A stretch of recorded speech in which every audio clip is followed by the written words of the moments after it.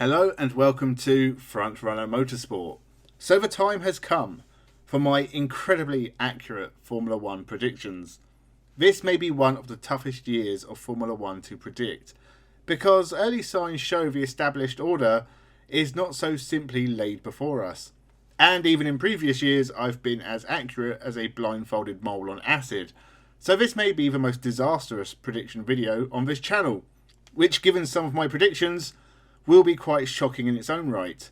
Antonio Felix da Costa to finish 17th anyone. So make sure you subscribe so you don't miss the eventual recap episode come season's end. Williams 10th with Logan Sargent 19th and Alexander Albon 18th. It's hard to see Williams picking themselves up and getting off the bottom of the table. They have got rid of Nicholas Latifi, who crashed more than I do after 10 Red Bulls. Logan Sargent does also crash a lot though. I wrote the American off years ago, saying he had no chance of getting into Formula 2, let alone Formula 1. Well, he has proven me wrong, which doesn't give a lot of hope to these predictions. I will say Logan Sargent has never been a champion before, anywhere, and only finished a best fourth in Formula 2. Even Latifi managed to finish runner-up. Alexander Albon is back and he is decent, he'll hoover up some points. But I feel like this is going to be another tough year for Williams. It'll be a miracle if they can score more than 10 points throughout the year. AlphaTauri 9th with Yuki Tsunoda 17th and Nick De Vries 13th. Yuki Tsunoda must be on his last chance. He had a pretty average debut year, but capped it off with a nice 4th place at the final round. In 2022 he was poor. He crashed a fair few times, made mistakes, and only scored 12 points all year. He had a best 7th place at Imola. His one saving grace was AlphaTauri were terrible too, and Pierre Gasly didn't score that many more points than him. This will be the end of the Japanese driver in Formula 1. Red Bull have a lot of youngsters who can jump up, and that's if Red Bull don't sell the team to someone else. Nick De Vries should have got a Formula 1 drive after he won Formula 2. But he didn't, instead turning to Formula E and winning that championship too. He stepped in for Albon for a race with Williams in 2022 and scored points for a team that does it so rarely, and was instantly linked with a few drives, taking the second seat at AlphaTauri. I think he will do okay, and I still reckon he will be Lewis Hamilton's replacement at Mercedes one day. Haas 8th with Nico Hülkenberg 20th and Kevin Magnussen 12th. Yes, I'm doing this. I'm doing this because Hülkenberg replacing a young, talented driver like Mick Schumacher leaves a really bad taste in my mouth. Nico Hülkenberg has had his day, and it was a long time ago. He's going to have a bad year and get completely outclassed by Kevin Magnussen. The Dane was good when the Haas was good, and not so much when they weren't. Whilst Hülkenberg gets used to racing week in and week out, instead of spending his time on the sidelines, watching on and inhaling burgers, Magnussen is going to be getting the better results. Another steady year for Haas, and it depends more on how they develop over the course of the year. They tend to be worse in the second half. Alfa Romeo 7th with Valtteri Bottas 15th and Guan Yu Zhou 10th. Alfa Romeo had a really bad end to 2022.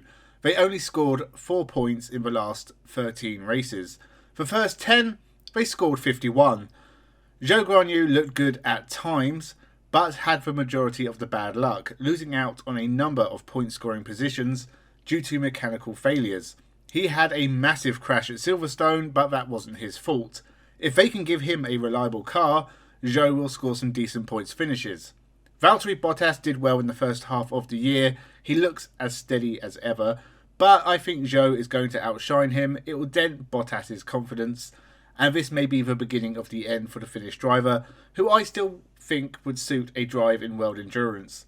Bottas would be a massive signing for any of the hypercar teams, especially Porsche or Ferrari.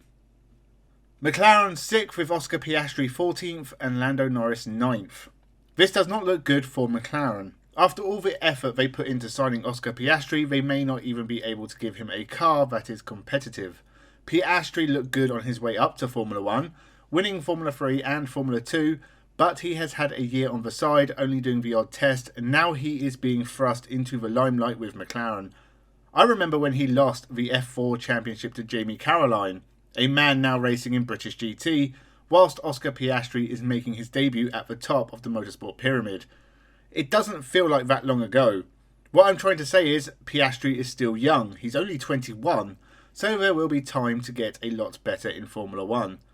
Lando Norris has signed a long-term contract with McLaren just as they look to be entering a slump after a few years of being best of the rest. Lando Norris is a great driver and will get decent finishes. It all depends on how McLaren are performing and if they can develop the car to run at the high end of the midfield. Aston Martin 5th with Lance Stroll 16th and Fernando Alonso 6th. Things are looking good for Aston Martin. Sebastian Vettel may have retired, but replacing him with the older and even more experienced Fernando Alonso is in retrospect a decent move. He clearly wants to be part of the Aston Martin team, and his desperation to win again may drive the team forward at breakneck speed. He made his debut 22 years ago and still has the drive to win. It's a very impressive mentality. He will score the team points at almost every race, and I'm sure some stunning drives may put him at risk of getting on the podium. They won't win this year, but maybe one day soon they will. Lance Stroll remains and will be at his usual level, crashing, hopefully not into Alonso, and generally being slow. Occasionally he'll stick it in the top 10, maybe even a 5th place somewhere, but I think this team will fall short of 4th place, and it will be because of Lance Stroll. He may not even start the season. Hopefully Felipe Drugovich will perform so well, they'll keep him in the seat. Alpine 4th with Esteban Ocon 11th and Pierre Gasly 8th.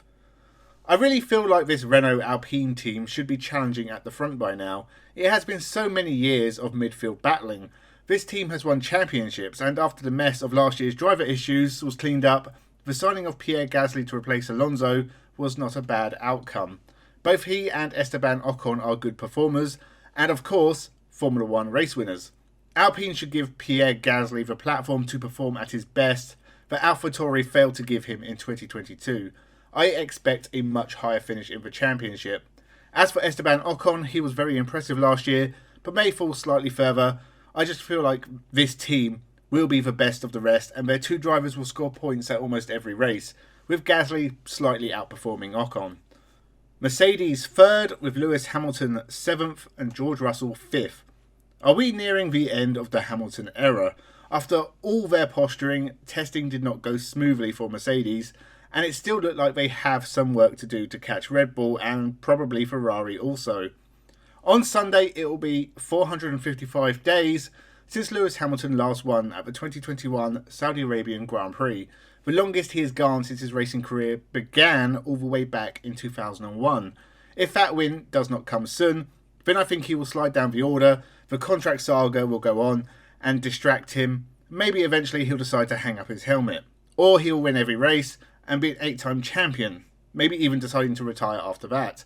Either way, Max Verstappen is by far the better driver these days, and you can make arguments for others on the grid.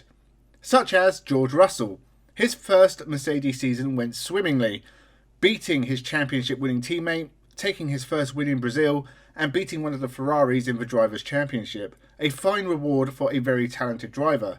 If Mercedes can perform, then it'll be interesting to watch Russell get involved in the title scrap, but if not, then challenging the Red Bulls and Ferraris in front of him will decide the course of his season. Ferrari 2nd with Carlos Sainz Jr. 3rd and Charles Leclerc 2nd. A new man behind the pit wall for Ferrari, and it'll be interesting to see if that solves some of the strategy issues that plagued the team pretty much every year of their existence. Charles Leclerc should have been a title contender throughout the year, and just 2 wins is a poor return after such a promising start to the season. He needs to do better. Even if he can stop the mistakes, then it is just a case of keeping up with Max Verstappen. Easier said than done. Carlos Sainz Jr. is a brilliant driver who had a lot of bad luck last year. He too took his first win at Silverstone, and more of that and a title challenge may complicate things for Ferrari. But Sainz is good enough. It all depends on the performance of the Ferrari because their drivers are ready for a title fight. Red Bull 1st with Sergio Perez 4th and Max Verstappen 1st. It may be boring at this point, but Max Verstappen will make it title number 3 come year's end. I've put them top of the constructors again too, but of that I'm less certain. Perez has had a good run and taken wins for the team, but he seems so far off Verstappen that his job may fall to being backup once again. He needs to try and keep pace with his teammate and put in something like a competitive run of results comparable to Verstappen's to keep his Red Bull seat. He ended 2022 nearly 150 points behind, a sign of Verstappen's domination more than Perez's own performances, but there is bad blood brewing between them, and now Daniel Ricciardo is reserve and a good friend of Max's. If Perez doesn't toe the line, then he may find himself on the unemployment line. So they are my predictions for 2023. Are they all completely right? Well, we can dream. If I'm right, then this would be one hell of a Formula 1 season. There are many other interesting things that could happen in 2023. Will Lewis Hamilton have a poor season and announce his retirement, or will he sign a 10-year contract? Will Aston Martin make massive gains? It seems possible after testing, but Lance Stroll will weigh them down like an anchor on the back of a Formula 1 car.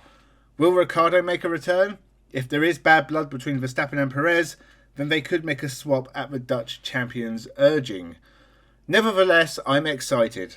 Make sure you subscribe for more motorsport content. Thank you for watching, and have a good one.